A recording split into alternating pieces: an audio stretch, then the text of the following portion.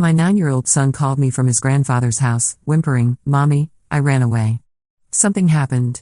I rushed over to find him shivering with a long gash on his forehead. "Angel, who did this?" I asked softly. He looked at me, terrified, and whispered, "Mommy. It was Daddy. He said you would abandon me if I told you that." I immediately called the police when I saw his back. My name is Sarah Martinez, and I never thought I'd be writing this story. But after everything that's happened, I need people to understand that sometimes the justice system isn't enough. Sometimes, you have to take matters into your own hands. It started on a Tuesday evening in March. I was finishing up my shift at the hospital where I work as a pediatric nurse when my phone rang. The caller ID showed my ex-father-in-law's number, which was strange because Harold never called me directly. We'd maintained a civil relationship since my divorce from his son Marcus 2 years ago, but we weren't exactly close. "Hello?" I answered, already feeling something was wrong. "Mommy?" The voice was small, shaky, and unmistakably my son Angel's. My heart stopped. "Angel? Baby, why are you calling from Grandpa Harold's phone? Where's Daddy?" "Mommy, I ran away. Something happened." His voice broke into sobs, and I could hear him trying to muffle the sound. I was already grabbing my keys, racing toward the parking garage. "Stay right there, sweetheart. I'm coming to get you right now. Don't move, okay?" The drive to Harold's house normally took 20 minutes. I made it in 12, running 3 red lights and praying no cops were around. My mind was racing with possibilities, none of them good. Marcus had been acting strange lately during our custody exchanges, more aggressive than usual, but I'd attributed it to stress from his new job. When I pulled into Harold's driveway, I saw my 9-year-old son sitting on the porch steps, his small frame hunched over. Even from a distance, I could see something was terribly wrong. As I got closer, my breath caught in my throat. There was a long, angry gash across his forehead, still bleeding slightly, and his clothes were torn and dirty. "Angel." I rushed to him, dropping to my knees and pulling him into my arms. He was shivering despite the mild spring evening. "Angel, who did this to you?"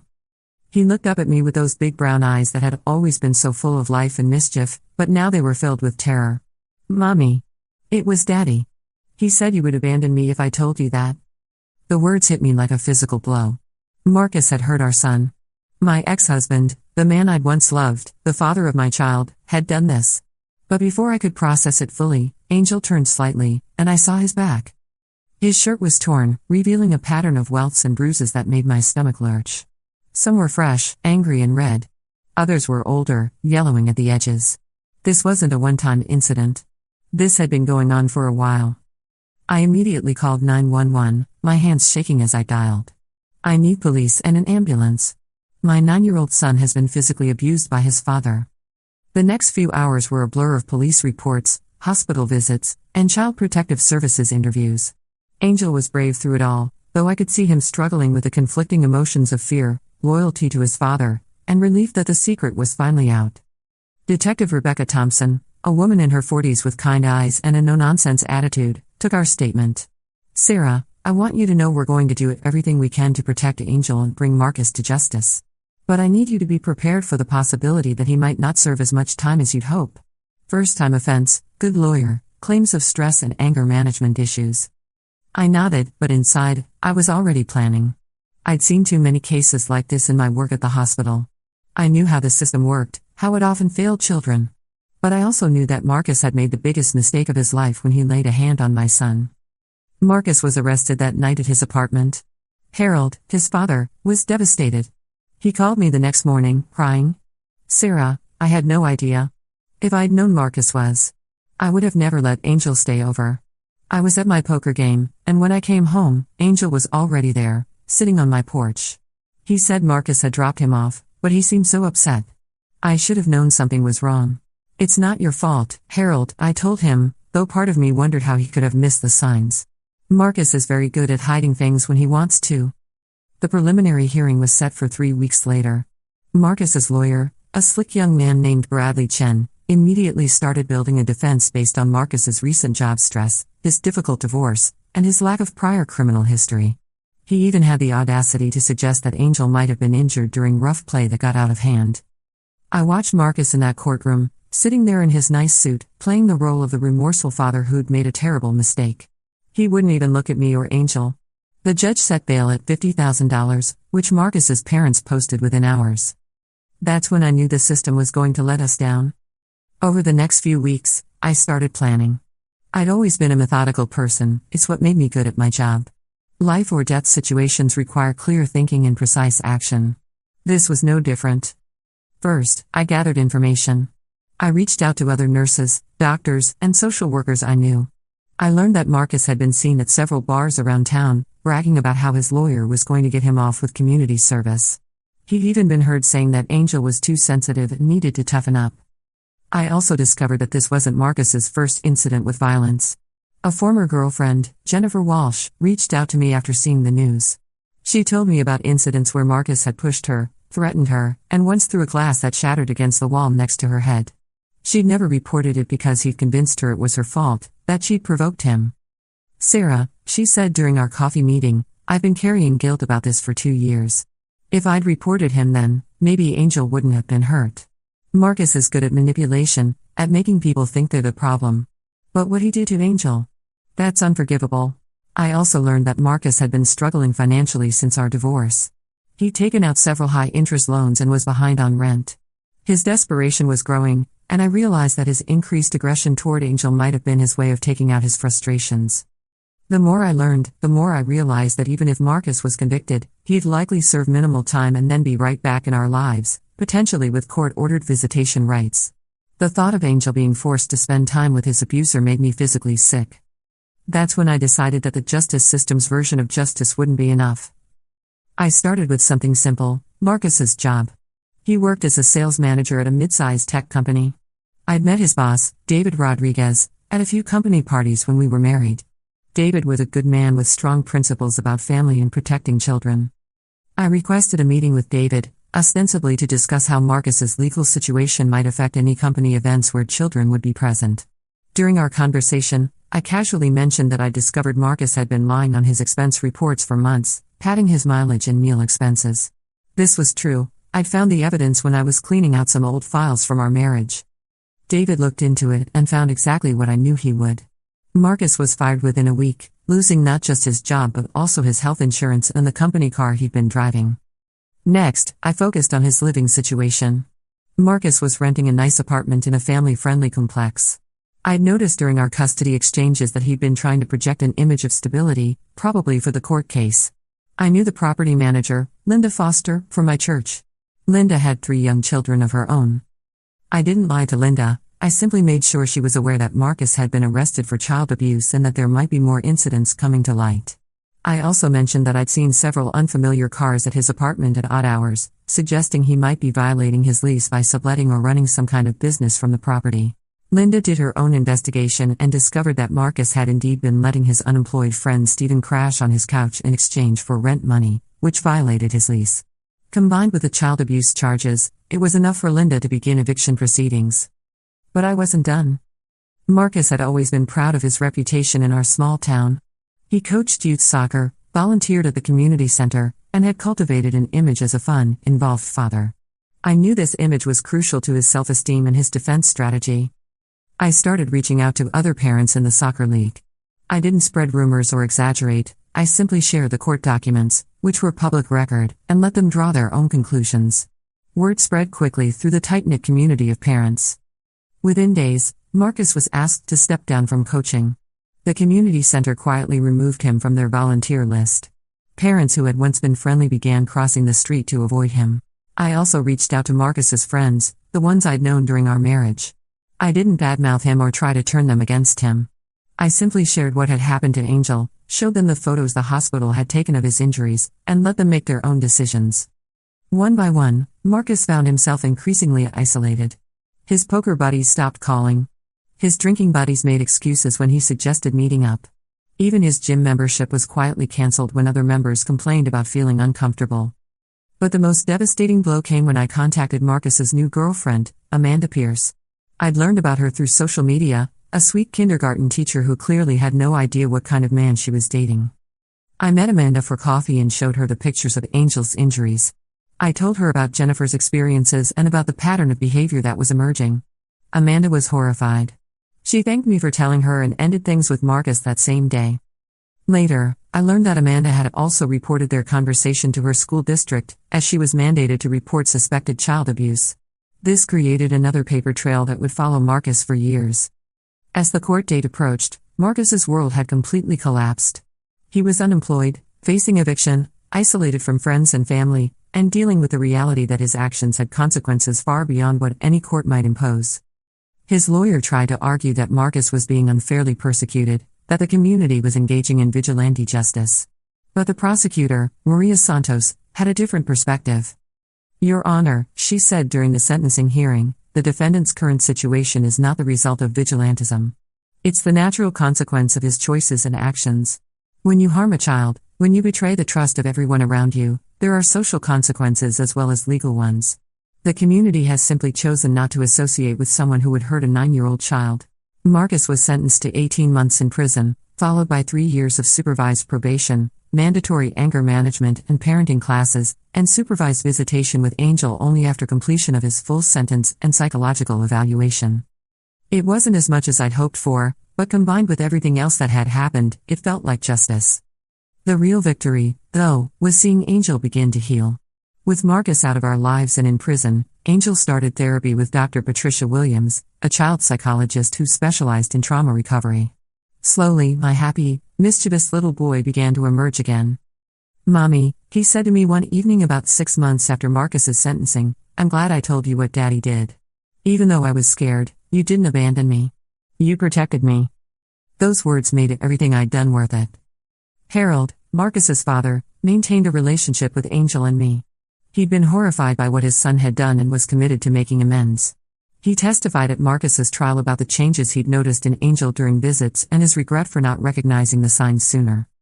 "Sarah," he told me after the trial, "I failed Angel by not protecting him from my son. I can't undo that, but I can make sure Marcus gets the help he needs and that Angel knows he has family who will always put his safety first." Jennifer, Marcus's ex-girlfriend, also found some closure in seeing Marcus face consequences for his actions. She started volunteering with a domestic violence organization, helping other women recognize the signs of abuse. 2 years later, as I'm writing this, Angel is thriving. He's back to playing soccer, with a different league, of course, excelling in school, and slowly learning to trust again. He still has nightmares sometimes, and he's still in therapy, but he's healing. Marcus completed his prison sentence and is now living in a different state with his parents, working at Harold's small business while he tries to rebuild his life. He's completed his court-mandated programs and has requested supervised visitation with Angel. Angel, now 11 and much wiser than he should be, has said he's not ready to see his father yet. Dr. Williams agrees that Angel should be allowed to set the pace of any potential reconciliation. As for me, I've learned that sometimes justice isn't about what happens in a courtroom. Sometimes it's about ensuring that actions have consequences, that abusers don't get to maintain the comfortable lives they built while hurting others, and that children are protected by any means necessary. I don't regret what I did. Every action I took was based on truth. I never lied, never fabricated evidence, never broke any laws. I simply ensured that the people in Marcus's life knew who he really was, not the carefully constructed image he wanted them to see. Some people might call it revenge. I call it accountability. Marcus made choices that hurt an innocent child, my child, and I made sure those choices had lasting consequences beyond what the court system provided. Angel is safe now. He knows his mother will always protect him, no matter what it takes. And Marcus has learned that some betrayals of trust come with a price that extends far beyond legal penalties. That's justice enough for me. But the story doesn't end there. About 8 months after Marcus's release from prison, I received a call that would test everything I thought I knew about justice and forgiveness. It was Detective Thompson. "Sarah, I need to talk to you about Marcus. Can you come down to the station?" My heart raced as I arranged for my neighbor, Mrs. Chen, to watch Angel after school. Had Marcus violated his probation? Was Angel in danger again? When I arrived at the police station, Detective Thompson's expression was grave. "Sarah, Marcus was attacked last night. He's in the hospital with serious injuries." I felt a complex mix of emotions, concern, confusion, and if I'm being honest, a small part of me that felt he was getting what he deserved. What happened?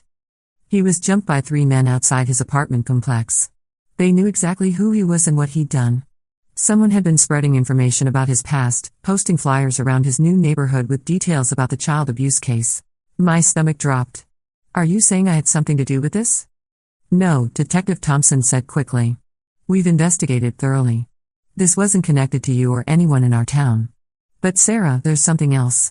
One of the men who attacked Marcus is the father of a child Marcus coached years ago, before your divorce. Apparently, after Marcus's arrest made the news, several parents came forward with concerns about inappropriate behavior they'd witnessed but never reported. I sat down heavily. What kind of behavior? Nothing that would have resulted in charges, but enough to make parents uncomfortable.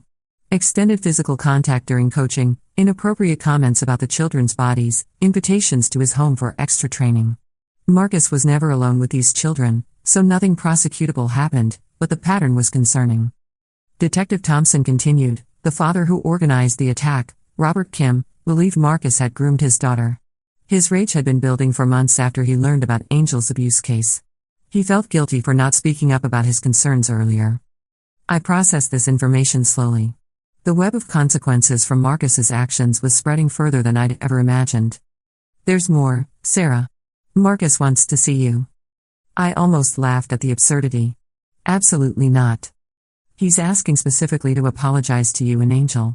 The attack seems to have been a wake-up call for him. His therapist thinks it might be part of his genuine rehabilitation process, but of course, the decision is entirely yours. I drove home that evening with my mind spinning. Part of me felt vindicated that Marcus was finally experiencing real consequences for his actions. But another part of me, the part that had once loved this man and had a child with him, felt a twinge of something that might have been sympathy. When I got home, Angel was doing homework at the kitchen table. At 11, he was more perceptive than most adults I knew. Mom, you look upset. Is everything okay? I sat down beside him. We'd always been honest with each other since the incident with his father. Angel, your dad was hurt. He's in the hospital. Angel looked up from his math worksheet, his expression carefully neutral. Is he going to die? The bluntness of the question caught me off guard. No, sweetheart. He's going to be okay physically. Good, Angel said, then paused. I mean, I don't want him to die. But I also don't want to see him. You don't have to see him, baby. That's entirely your choice, and it will always be your choice. Angel nodded and returned to his homework, but I could see him processing the information in that careful way he developed since the abuse. Over the next few days, I found myself thinking about Marcus more than I had in months. Harold called to update me on his son's condition and to ask if Angel and I were okay. Sarah, I know this is complicated, Harold said. Marcus has been different since he got out of prison. The therapy, the isolation, losing everything, it changed him. I'm not saying he didn't deserve consequences for what he did, but I think he genuinely understands now how much damage he caused. Harold, with all due respect, Marcus understanding the damage doesn't undo it. Angel still has nightmares. He still flinches when men raise their voices. He's still in therapy twice a week, I know, and I'm not asking you to forgive him or let him back into your lives. I'm just saying that maybe, somewhere down the line, it might help Angel's healing to hear his father take full responsibility for what he did. I thought about Harold's words for days. Finally, I called Dr. Williams, Angel's therapist, to get her professional opinion. Sarah, this is ultimately your decision, but I can tell you that in some cases, a genuine apology from an abuser can be helpful for a victim's healing process. The key word is genuine. If Marcus is truly taking responsibility without making excuses or asking for forgiveness, it might give Angel a sense of closure. And if it's not genuine? Then it could be re-traumatizing. That's why, if you decide to do this, it would need to be very carefully controlled. Angel would need to be prepared, he'd need to have an easy way out if he becomes uncomfortable, and it would need to happen in a therapeutic setting. I spent another week thinking about it before I made my decision. I called Detective Thompson and told her I would visit Marcus, alone, to evaluate whether he was genuinely remorseful or simply manipulating the situation. The hospital room was stark and sterile. Marcus looked smaller than I remembered, diminished somehow. His face was bruised, one arm was in a cast, and he moved carefully, suggesting injuries I couldn't see. When he saw me, his eyes filled with tears. Sarah, thank you for coming. I didn't think you would. I sat in the chair across from his bed, maintaining distance. I'm not here for you, Marcus. I'm here to determine whether you've actually changed or if this is another one of your performances. He nodded, accepting the harshness of my words. I deserve that. I deserve everything that's happened to me and more. Sarah, I know you probably won't believe me, but I need you to know that I remember everything I did to Angel. I remember every time I hit him, every threat I made, every moment I saw fear in his eyes. And I remember enjoying the power it gave me. I felt sick hearing him admit this, but also surprised by his honesty. The therapy in prison was mandatory, so at first I just went through the motions. I told them what they wanted to hear. But after about 6 months, something shifted. I started seeing Angel's face in my dreams, started really understanding what I'd stolen from him. His innocence, his trust, his sense of safety in the world. Marcus's voice broke. I know I can't undo what I did. I know saying sorry is meaningless after what I put him through. But I need you to know that I understand now. I understand that I'm the monster in my son's nightmares. I studied his face, looking for signs of manipulation or self-pity. Instead, I saw something I'd never seen before, genuine shame and recognition of the harm he'd caused. The attack, I said. Do you understand why it happened? Yes. Those men did what they thought was protecting their children from someone like me. They saw a predator and they acted. I can't even be angry about it because they weren't wrong. I was a predator. I preyed on the most vulnerable person in my life, my own child. We sat in silence for a moment before Marcus continued. Sarah, I know Angel probably never wants to see me, and I understand why. But if someday, when he's older, if he ever wants to hear me take responsibility for what I did, I'll be ready. Not to ask for forgiveness, I don't deserve that, but to make sure he knows that what happened was my fault, not his. I left the hospital feeling emotionally drained but also strangely relieved. For the first time since our divorce, Marcus had been completely honest with me. There were no excuses, no blame shifting, no attempts to minimize his actions. I discussed the visit with Dr. Williams, and together we decided to tell Angel about his father's condition and his desire to apologize, but we made it clear that Angel had complete control over any future contact. Angel's response surprised me. Mom, I don't want to see him now. Maybe not ever. But I'm glad he finally understands what he did was wrong. For a long time, I thought maybe it was my fault somehow. Oh, sweetheart, it was never your fault. Never. I know that now. But part of me needed to know that he knew it too. 6 months later, Robert Kim, the father who had organized the attack on Marcus, was sentenced to community service and probation for assault. During his sentencing, he read a statement that brought many people in the courtroom to tears. Your Honor, I don't regret protecting children from someone I believed was a danger to them. But I do regret using violence. There are legal ways to handle these situations, and I should have pursued those options instead of taking the law into my own hands. Marcus, who attended the hearing despite his lawyer's advice against it, approached Robert afterward. I watched from across the courtroom as Marcus spoke quietly to the man who had hurt him. Robert listened, nodded, and the two men shook hands before parting ways. Later, Harold told me what Marcus had said to Robert: "You were protecting your child." I can't fault a father for that, especially since I failed so completely as a father myself. As I write this final update, 3 years have passed since Angel's abuse was discovered. Angel is now 14, thriving in high school, and has developed a passion for journalism. He says he wants to help tell stories of people who can't tell their own stories, particularly children who are being hurt. Marcus completed his probation successfully and has moved to another state where he works in construction and continues therapy. He sends child support regularly and includes brief notes updating us on his progress, not asking for anything in return. Angel has never asked to see his father, and I've never pressured him to do so. Dr. Williams says that Angel's healing has progressed remarkably well, largely because he's never been forced to forgive or maintain a relationship with his abuser. The most important thing, Dr. Williams told me recently, is that Angel knows he has control over his own story now. He's not a victim anymore, he's a survivor who gets to decide his own relationships and boundaries. The systematic dismantling of Marcus's life that I orchestrated in the immediate aftermath of Angel's abuse served its purpose. It ensured that Angel was protected and that Marcus faced real consequences for his actions. But the unexpected aftermath, Marcus's genuine transformation and the complex emotions that came with it, taught me that justice isn't always clean or simple. Sometimes the people who hurt us most are capable of change. That doesn't mean we owe them forgiveness or a place in our lives. But it can mean that our pain and their consequences can lead to something that prevents future harm to others. Marcus will never be Angel's father in any meaningful way again. That relationship was destroyed the moment he chose to hurt our son. But in accepting full responsibility for his actions and genuinely changing his life, Marcus gave Angel something valuable: the knowledge that the abuse was never Angel's fault and that even broken people can choose to stop causing harm. That's a different kind of justice than what I originally sought, but it's justice nonetheless. Angel is safe, happy, and strong. Marcus is living with the consequences of his actions while working to ensure he never harms anyone again. And I've learned that sometimes the most powerful revenge is simply ensuring that the truth has lasting consequences. Our story isn't over, but this chapter is. And for the first time in years, I'm genuinely at peace with how it ended.